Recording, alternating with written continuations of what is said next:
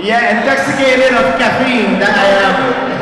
We've got to get you on camera, man. We've got the shot, man. Oh, that's it. Okay, I'm sorry. Appreciate you coming, man. Like, the UK fans have wanted to see you over here for such a long time. You know, we're unfortunate that we never got to see you fight over here. You know, the Dan Hardy fight, the Bisping fight.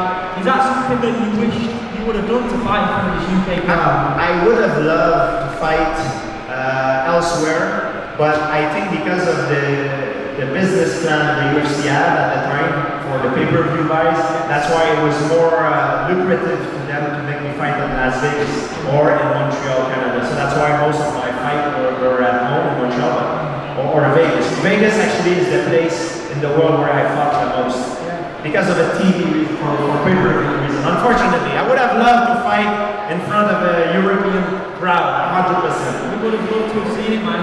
Your career was absolutely crazy because sitting right here with you now, we're all looking at you as like the guy that conquered the welterweight division, the guy that absolutely dominated it and paved the way for the guys that are in that division today. But prior to you getting that world title, Matt Hughes was doing the same thing, right? And I remember watching the pre-fight promo for the rematch when you got the rematch, and you said, I couldn't even look in Matt's eyes because I was fighting my idol. That is wild to think that GSP had an idol that he was fighting. So where did that mindset change to when you said, I'm not impressed, I'm not impressed? The thing is, what makes a fighter a great fighter and what makes him reach the next level, I think it's not only physical. Of course, you need to be a great athlete, be a good fighter physically, but the mental maturity that you gain over the years with the experience, that's what sometimes gives you the extra edge. And when I fought Matt Hughes the first time, mentally, I don't think I was ready to become champion. It's after I gained a lot of confidence. And I believe confidence is one of the most important things for a fighter. If I can make an analogy, it's like if someone has a lot of money in his bank account, but no way of accessing it, it's the same thing. Someone has a lot of skill, but no confidence. The same thing. So in order for the magic to happen, you need the skills for sure and the confidence together. And that's where great things can happen. Obviously, in a sport like MMA, like boxing, you have to have a great dance partner, right? And just touching on that, could it not have worked out better for you? You know, you didn't just beat someone that was a transitional champion, you beat someone that was a dominator, someone that you looked up to. And Matt still had an absolutely tremendous career after that loss, but you also beat him again, didn't you? You beat him twice as well, so it was brilliant to see. Yeah, you fight. You can fight the same name, but you never fight the same fighter twice. So every experience that you have leave a scar. Sometimes it's for the best or for the worst. So you can fight the same guy many times, but you will never fight the same fighter. Sometimes things will make him change and it will make you change. And I do believe that the Matt Hughes I fought the first and second time was the top Matt Hughes. But the third time I fought him, I thought I'm under the impression he was a little bit on the way down and I was on the way up. How did you find it on the flip side then? You had a guy that you was looking up to. When did you start feeling like, right, these guys are getting a bit phased with GSP looking in their eyes? I'm a big name, I'm making people's legs quiver a bit when we're on the stare downs pre-fight. You must have felt that. It came with experience, you know. Confidence is something that takes time to build up. Confidence, it appears depending of how you prepare yourself. And when I first fought Matt Hughes the first time, I lacked a lot of confidence because I didn't believe in myself enough that I had the tools to compete with that man. But after my first fight with him, when I look back at the tape, I saw that I couldn't hang there with him. And even though I lost that fight, looking back at it on video made me gain a lot of confidence because I knew I had the tools to beat him. It just, the mental I didn't have at the time. The welterweight run he went on after that, you know, it's going to go down in history, absolutely tremendous. And the division was absolutely stacked at the time as well. You had guys like Thiago Alves, who was wrecking people, John Fitch, tough guy, who was one of the the guys to beat him during the run that he was having. And then we had the huge fight, paved the way for the title versus title matches that we see today, DJ Penny. Well, that was something that really was out of the ordinary at that time. What was it like fighting a guy that was doing the same thing in the lower weight class, in the lightweight division? I think the best fighter that I have fought, pound for pound, I think it's BJ Penn. For the time being, I think he was, when he was in his prime, he was the perfect fighter. And he was a hell of a puzzle to solve. I remember the first fight I had with him, he gave me the worst beating I ever had in a fight. You know, even though I won in a split decision, it took me a few days to recuperate from that fight. I was at the hospital, I was bloody, I was a mess. But I learned a lot from it, and the second time I fought him, I did a better performance. Yeah, and then when you look at some of the biggest nights in your career, the Toronto one stands out. It's not one that people talk about a lot, the Jake Shields fight, right? Because I remember when that fight was happening 11 years ago, 2011, the UFC had never done a stadium show like that. It was the first one in Toronto as well. Absolutely huge for the sport. What was that like walking out of the stadium? It must have been tremendous. Yeah, it feels very strange. I mean, I remember walking to the octagon, it feels like, because normally the shows are in an arena, but this show was in a stadium in front of more than 50,000 people, so it was just a different atmosphere. But I always told myself, when something is strange and it's unknown, for me, it is strange and unknown for my opponent as well, so I don't see that as a disadvantage. I see it as a neutral thing. And it's the one that will adapt himself the best to the environment that will succeed, that has the odds to succeed the best. Yeah, because he was coming through as Strikeforce champion as well. We had a similar sort of thing where we had in 2007 with the Pride acquisition. We had the Strikeforce guys coming through. A lot of them guys did end up having success, like Blue Rock Code ended up winning the middleweight title. So that was a real big fight field with that one, with the Jake Shields fight. And then after that one, the Nick Diaz one, part of the Strikeforce acquisition. That was a fun one for the fans. Everyone wanted to see it from the way like George promo was. You're a very cool, calm and collected man. What was it like having the Diaz bros on you like that? I never took it personal. For me, a fight is strictly business. There is no fighter that I have fought that I have a negative attitude towards. Like I like all the guys that I've fought because we share a moment, we share a bond that I will remember forever. And any of those guys today, if they are in trouble, it would be my pleasure to help them. You know what I mean? For sure, when you fight someone to promote the fight, you know, there's the mental game, you know, the trash talking and all that, but it never affects me, and I don't take it personal. Yeah, and then obviously the fight that the world wanted to happen, for whatever reason, it didn't, the Anderson Silva fight. You two in your prime, that would have been something to behold. Was there ever a time that was a realistic offer? Was there ever a realistic offer on the table?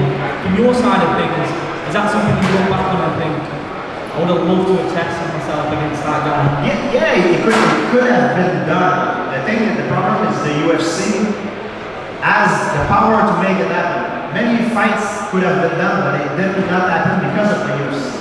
I mean, at the time I was very busy in my division, and a lot of the fans, a lot of people were talking about that fight, and the UFC came to me only once to offer me that fight, and at the time I was on a winning streak in my own division. So if you go up in weight, then you come back down, it's very hard because you have to change your weight and everything. So I was ready to take the fight, but to do like a catch weight, and with also implementing drug testing. The UFC never wanted to do it.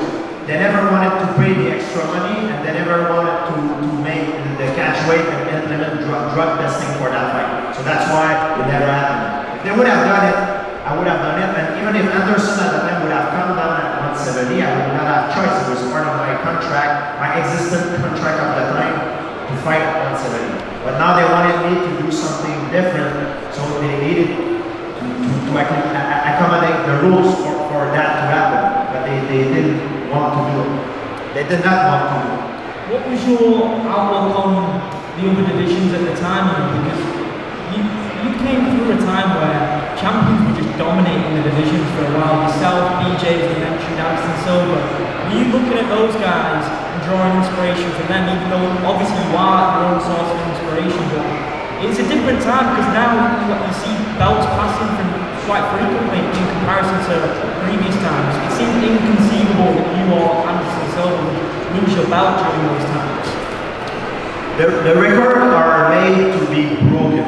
There will be guys that will beat the title defense record 100%. It will happen sooner or later. For me, I look up to all my predecessors: Mark Coleman, Dan Severn, Tito Ortiz, Randy Couture, especially Royce Gracie. These guys, the older guys, they're the ones that paved the way for us to make a living with this. So for me, my heart, I have a very warm and special feeling when I meet these guys. So I'm just as much of a big fan than I'm sure any one of you when I meet one of these guys out there. Yeah, it's awesome. It's awesome to have all you guys here as well. I was talking to Anna as well, something that you know very well. Just touching on the UK scene right now, I'm guessing you're in touch with the sport as often as we are. The UFC London card that we just had, it couldn't be, I can speak for everyone in this room, it couldn't be a more exciting time to be a UK MMA fan. We have so many possible future champions.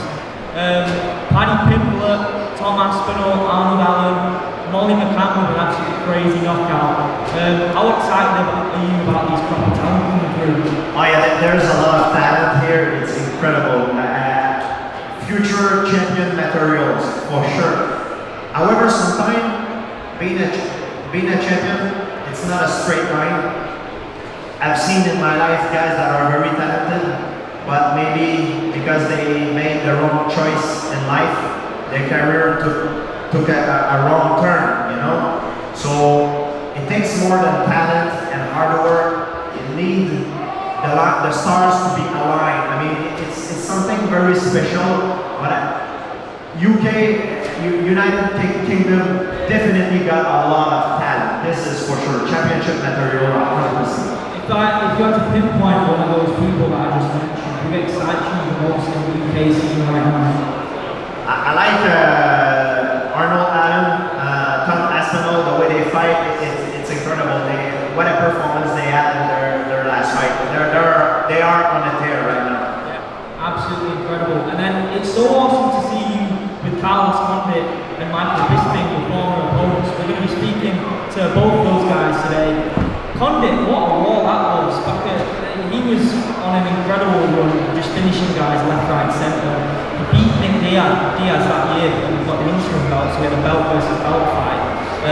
Tough matchup, wasn't it? It was a tough war that he had to that one. Oh yeah, he's one of the guys that knocked me down with a crazy head kick. And I remember when that happened, for a split second, I kind of lost consciousness and I woke up when I was sitting on the floor. Like I had like a flash knockdown and I saw him running towards me and I told myself, I said, oh shit, I'm not gonna get knocked out, hell no. So I went on the guard, I protect myself, I weathered the storm and I was able to get back in the fight. Yeah, you showed tremendous aggression in that fight as well. The ground and pound was absolutely crazy. You took him open quite early, didn't you? There was a lot of blood in that fight. And then moving forwards past that, you mentioned Michael Bisping as well. Come back to the middleweight division and you come and get the 185-pound belt. Just talk about Bisping's situation. I know he was part of that documentary, just talk about his tremendous journey. What a warrior that guy is. Oh, he is probably the craziest and the toughest man in the sport. It's just unbelievable. He's unbreakable. He's got an unbreakable will. He's ready to die to achieve what he wants. He's a true soldier, like a true gladiator. It's unbelievable. Like the movie 300. He's ready to give it all. He's truly modern day Sparta. We couldn't be prouder of him here in this country, a true pioneer of the sport, and him winning the belt was one of the best moments ever as a UK MMA fan.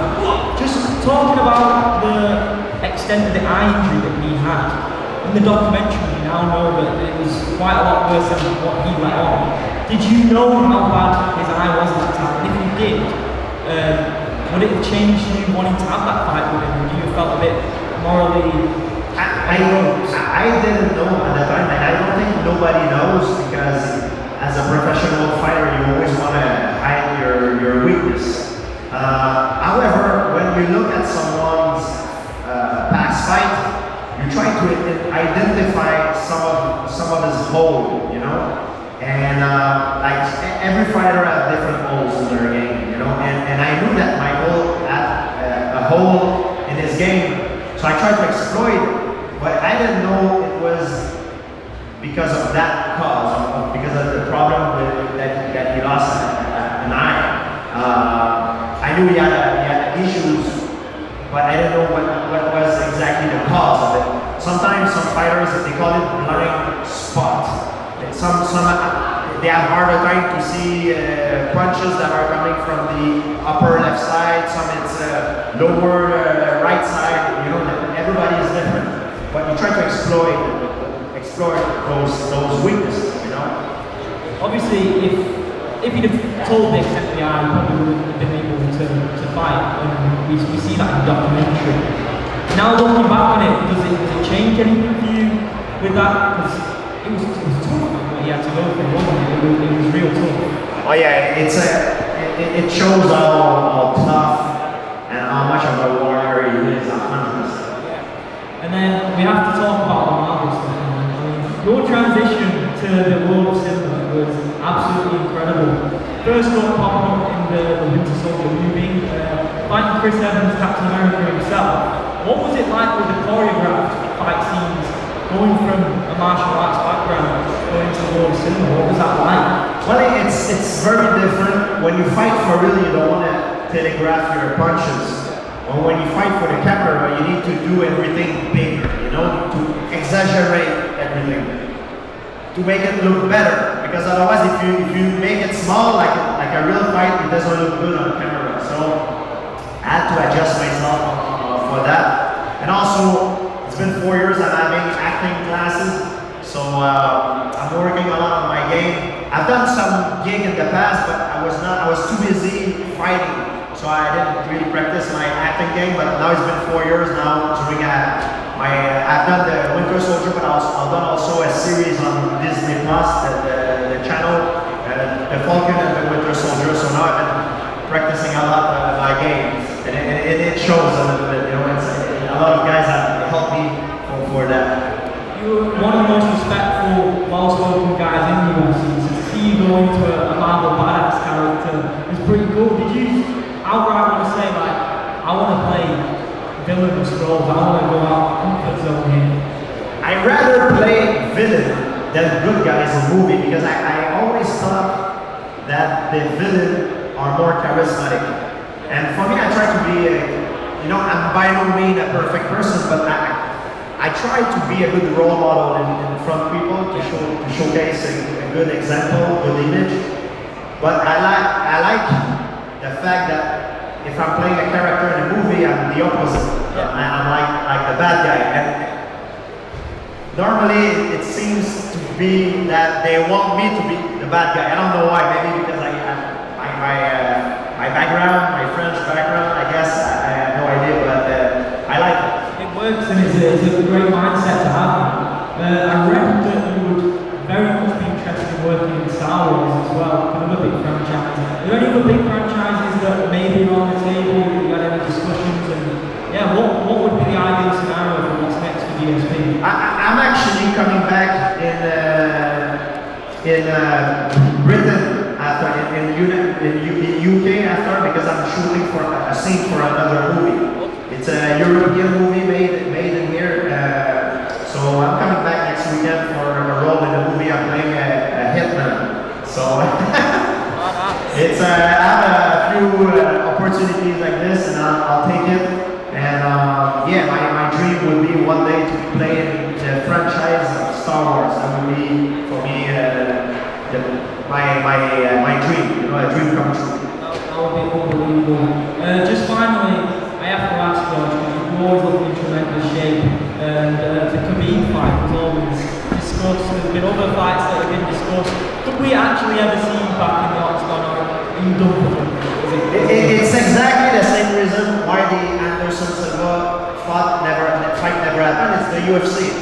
The UFC could have made it, but they had other plan. It's always a question of timing. And at the time that we wanted to make the fight happen, they had other plan for how things will go down. It's unfortunate for the fans and for us, because that's why we wanted both to happen. But UFC is a business, and sometimes they have to do what is good for their business, and not necessarily what is good for the fighters. You know. I do know what I mean. Just in terms of any guys that you see today, you would have loved to have tested yourself back in your heyday, back in your prime. You look at guys like Kamaru and Conor McGregor, Khabib, even Diaz. Are those sort of names where you look and think, I would have loved to have run up against those guys? Yeah, I'm a very proud competitor, and I think as a proud competitor, you want to be fighting the best guys, because that's how you create your legacy. You don't want an easy way. You know what I mean? You want to be challenged. You want to be tested against the best talent in the world. And for sure, when I was competing, that's what I wanted at the time, and that's what I was always looking for. But it takes three entities to make the fight happen. It takes one fighter, the other fighter, and the third entity is the organization, the UFC. Awesome. I'm going to open it up to the fans now, but I just want to say what an honour it is to speak to you. I'm a fan of George, just like all of you guys. Collected the DVD, stayed up late at night in the UK to watch your fight. So thank you so